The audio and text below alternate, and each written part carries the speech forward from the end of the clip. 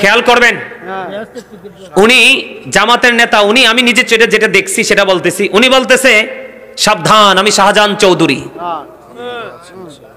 ইনি বলতেছে সাবধান, আমাকে যে না চিনে তার বাড়ি ঠিকানা মাটির নিচে। খেয়াল করেন, তিনি বলেছেন আল্লাহ সিদ্ধান্ত নিয়ে নিয়েছে আবার জামাতকে ক্ষমতায় পাঠাবে। জোরে কন্যা নাউজুবিল্লাহ। এই বক্তব্য 100% কুফরি। কারণ আমি আগেই বলেছি আল্লাহ কোনো কিছু করতে হলে সিদ্ধান্ত নিতে হয় না, আল্লাহ বলে কোন হয়ে যাও, ফায়াকুন হয়ে যায়। কথা কি বুঝে আসছে? আবার তিনি বলেছেন ওনার জন্য নাকি সূর্য দাঁড়িয়ে থাকবে। আর জোরে বলেন না নাউজুবিল্লাহ। ওমা, এটা আমি, আপনারা অনলাইনে দেখেন না, আমি বানিয়ে বলছি না, আপনাদের ঈমানকে ধরে রাখার জন্য, মজবুত করার জন্য বলছি। কারণ এই বক্তব্য বিশ্বাস করলে কারো ঈমান থাকবে। আপনার আমার প্রথম কাজ ঈমান, এরপরে আমল। কথা কি বুঝতে পারছেন?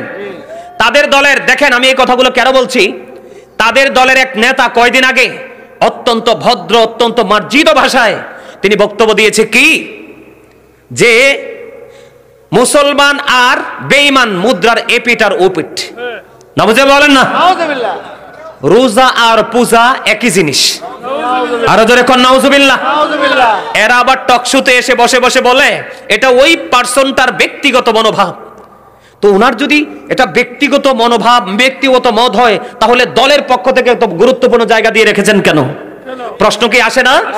আরো জোরে বলেন, আসে কি আসে না? এই ঘুমাই থাকলে হবে না, এই দেশটা আমার, আপনার, সবার। একজন আপনার আমার বাচ্চাকে নষ্ট করে দিবে, ঈমানকে চুরি করে নিয়ে যাবে, আপনি আমি চুপ করে বসে থাকবো? কথা বলেন না কেন? এই খেয়াল করেন, আমি দলিল দিচ্ছি, যেই ব্যক্তি পরিপূর্ণ রোজাদার হয়ে মরবে, আমার রাসূল বলেছেন কাল হাসরের ময়দানে তার জন্য স্পেশাল একটা জান্নাতের গেট খোলা হবে, যেটার নাম হলো রাইয়ান। আরো জোরে কন্না সুবহানাল্লাহ। এই জান্নাতের গেটের নাম হলো রাইয়ান। এই গেটটা দিয়ে শুধু পরিপূর্ণ স্পেশাল রোজাদাররা জান্নাতের গেটই দিয়ে ঢুকবে। ঢোকার পরে যখন রোজাদাররা ঢুকে যাবে, অটো দরজাটা বন্ধ হয়ে যাবে। রোজার মর্যাদা আছে না নাই? আর পূজা, রোজার পূজাকে এক করছে, এটা আমার বানানো না। আমি যদি বানাইয়ে বলে থাকি আল্লাহ আমার জিহ্বা কাটবে। আপনারা সবাই দেখবেন, অনলাইনে অনুরোধ রইল, আমি আপনাদেরকে বলি। আর পূজা যারা করে, পূজা সম্পর্কে আল্লাহ কি বলেছেন? ইন্নামাল খামরু ওয়াল মাইসিরু ওয়াল আনসাবু ওয়াল আজলামু রিজসুম মিন আমালি শাইতান। আল্লাহ বলেছেন মদ, জুয়া, মূর্তি, ভাগ্য গণনা, ঘৃণ বস্তু শয়তানের কাজ। তাহলে রোজার পূজা এক হইল কেমনে?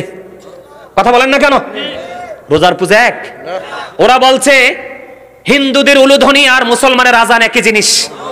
নাউজুবিল্লাহ বলেন না কেন?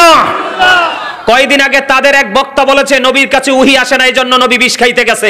নাউজুবিল্লাহ। আরো জোরে কন্না নাউজুবিল্লাহ। আরে আরো জোরে। 53 জায়গা বলে ভুল আছে। আরেকজন বলছে কোরআনের 53 জায়গায় আমি ভুল পাইছি। নাউজুবিল্লাহ। আরে নাউজুবিল্লাহ বলেন না কেন? আরো জোরে। ওমা ওমা, নাউজুবিল্লাহর অর্থ বুঝেন না?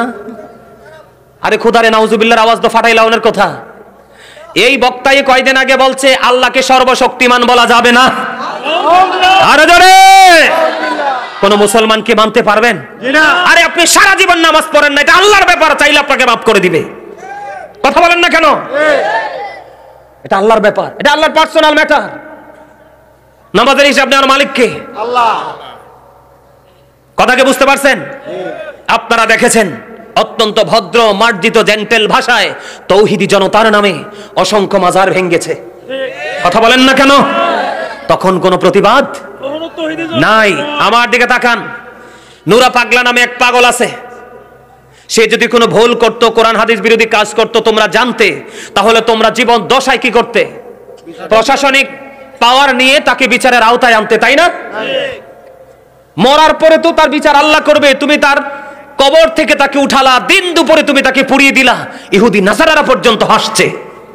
কথা বলেন না কেন? আরে হিন্দুরা যে চিতায় তার লাশ পড়ে, তারাও কিন্তু একটা কাঠামোর মধ্য দিয়ে পড়ে। কথা বলেন না কেন? একজন মুসলমান সে ভুল করছে, অন্যায় করছে, এটার ফয়সালার জায়গা তো চলে গেছে। কথা বলেন না? নাম কি? তৌহিদি জনতা। এই তৌহিদি জনতা কারা? এত বড় বড় অন্যায়, এত বড় কুফরি করেছে। আল্লাহ রাসূলের হাদিস থেকে বলছে ক্বালা মান সাব্বা নাবিয়া ফাকতুলহু ওয়া মান সাব্বা সাহাবী ফাদরিবুহু। নবীকে যারা গালি দেয় তাদেরকে হত্যা করে ফেলো, আর সাহাবাকে যারা আঘাত করে গালি দেয় তাদেরকে প্রহার করো। একবার বাইন্দা দাও মায়ের।